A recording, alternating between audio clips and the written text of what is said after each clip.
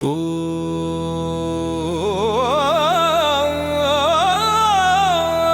நமோ நாராயணாய.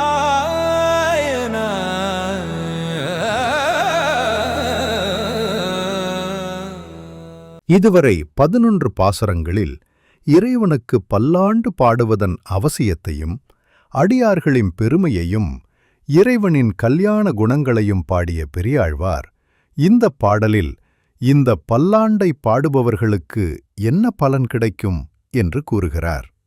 திருப்பல்லாண்டு 12ஆம் பாசுரம். பல்லாண்டு என்று பவித்திரனை பரமேட்டிரை சார்கன் என்னும்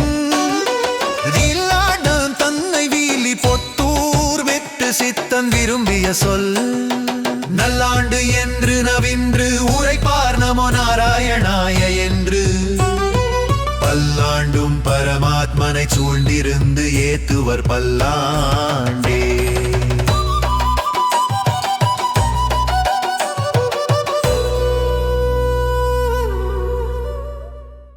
இந்த பாசுரம் திருப்பல்லாண்டை பக்தியுடன் பாராயணம் செய்பவர்கள் அடையும் மிக உயர்ந்த பயனை பற்றி கூறுகிறது.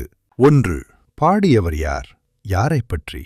பல்லாண்டென்று பவித்திரனை பரமேட்டியை சார்ங்கம் என்னும் வில்லாண்டான் தன்னை வில்லிபுத்தூர் விட்டுச்சித்தன் விரும்பிய சொல். ஸ்ரீவில்லிபுத்தூரில் அவதரித்த விட்டுச்சித்தன் இதுவே பெரியாழ்வாரின் இயற்பெயர்.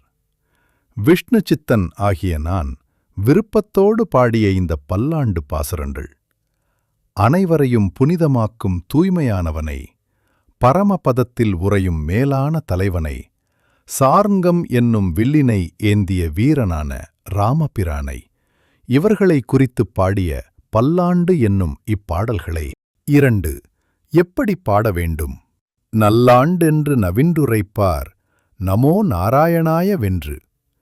இது நமக்கு பல நன்மைகளைத் தரும் நல்லதொரு பிரபந்தம் என்று மனதார உணர்ந்து பக்தியோடு நாவினால் உச்சரித்து அதோடு ஓம் நமோ நாராயணாய என்னும் திருமந்திரத்தையும் சேர்த்துச் சொல்பவர்கள் வெறுமனே வாய்வார்த்தையாகச் சொல்லாமல் இது நம் ஆன்மாவுக்கு நல்லது செய்யும் என்ற நம்பிக்கையோடு பாட வேண்டும் என்கிறார்.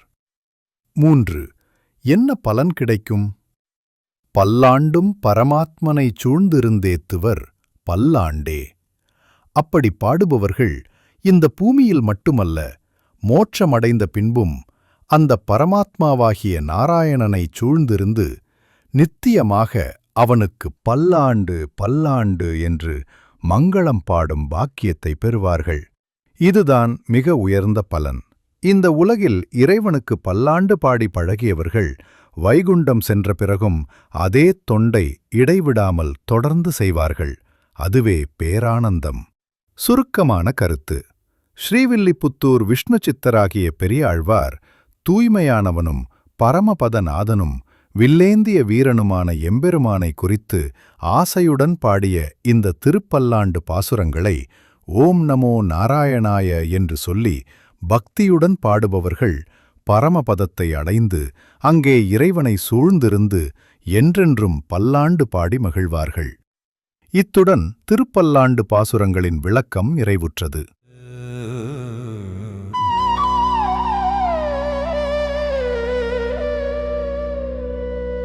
பல்லாண்டு பல்லாண்டு பல்லாயிரத்தாண்டு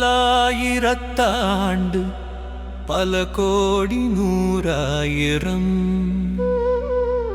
மல்லாண்டத்தின் தோள் மணிவண்ணாவும் செவ்வடி செவ்வி திருக்காப்பு.